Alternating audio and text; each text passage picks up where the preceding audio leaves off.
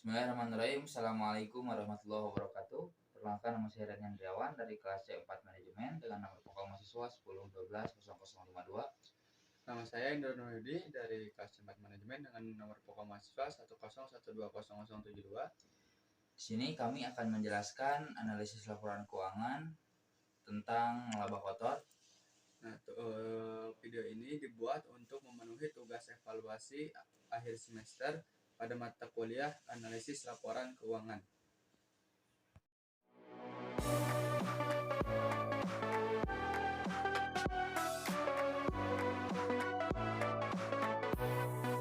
Deep in the dark, down on my knees, I've seen things that you wouldn't believe. Roti bakar merupakan salah satu cemilan yang disukai oleh semua lapisan masyarakat, mulai dari anak-anak hingga dewasa. Cemilan lezat ini bisa dibeli masyarakat dengan harga relatif terjangkau. Banyaknya orang yang gemar menyantap cemilan ini membuatnya memiliki prospek usaha yang bagus. Apalagi jika roti bakar dibuat dengan rasa yang lezat, sehat, dan tampil yang unik, tentu semakin menambah ketertarikan masyarakat untuk membelinya. Adapun profil usaha yang kami wawancarai tentang roti bakar pastry, masyarakat saat ini sudah mulai berhati-hati dalam memilih dan adapun profil usaha yang kami wawancarai terhadap salah satu owner UMKM di Bandung. Masyarakat saat ini sudah mulai berhati-hati dalam memilih dan membeli makanan. Zaman dahulu orang dalam membeli makanan hanya berpedoman pada rasanya yang enak dan murah, terutama bagi kalangan masyarakat menengah ke bawah. Hal inilah yang menjadi prioritas utama bagi masyarakat dalam membeli makanan. Mereka tidak begitu memikirkan kandungan gizi dan nutrisi yang terkandung di dalam makanan yang akan mereka beli.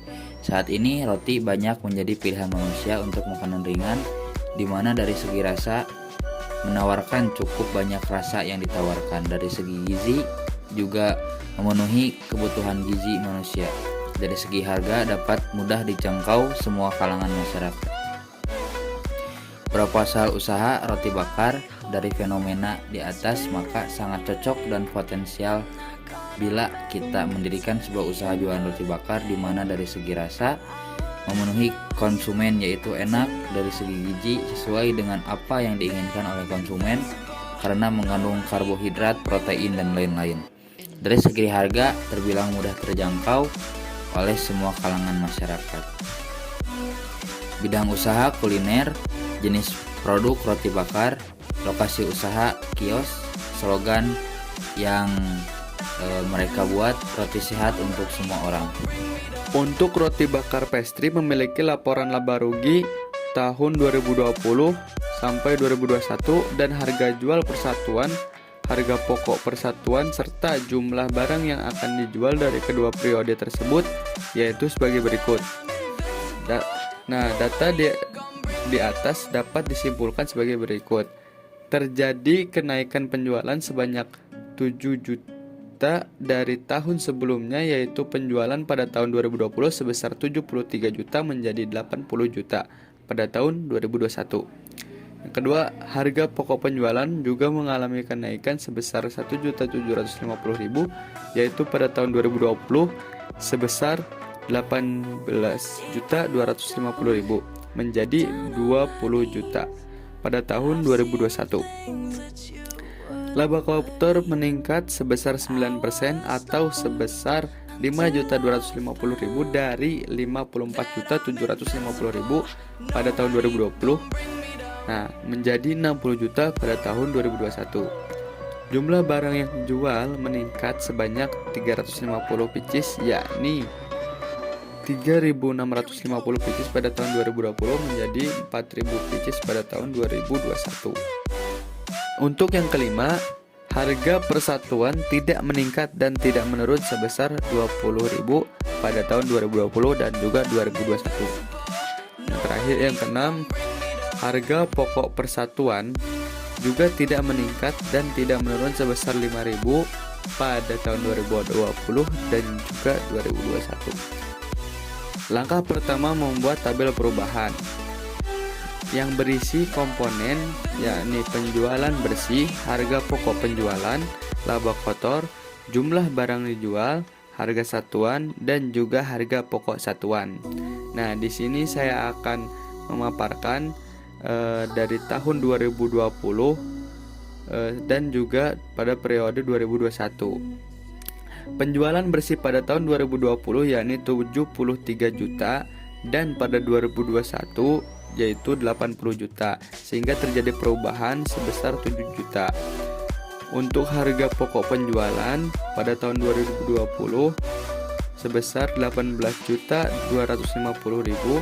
Nah, pada 2021 20 juta, sehingga terjadi perubahan yakni 1.750.000. Nah, laba kotornya adalah pada tahun 2020 yakni 54.750.000. Nah, dan pada 2021 yakni 60 juta. Nah, terjadi perubahan yakni 5.250.000. Nah, jumlah barang pada tahun 2020 yakni 3.650 pieces dan pada 2021 4.000 pieces, sehingga terjadi perubahan yakni 350 pieces.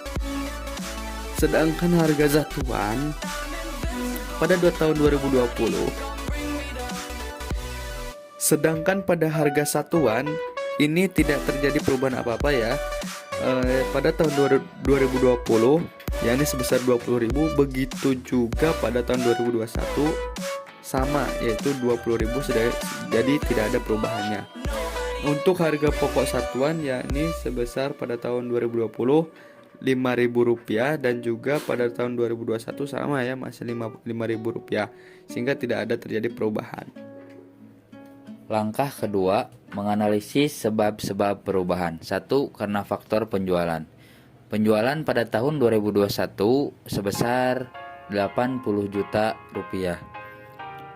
Jumlah penjualan tahun 2021 kali harga jual tahun 2020 sama dengan 4.000 pieces kali 20.000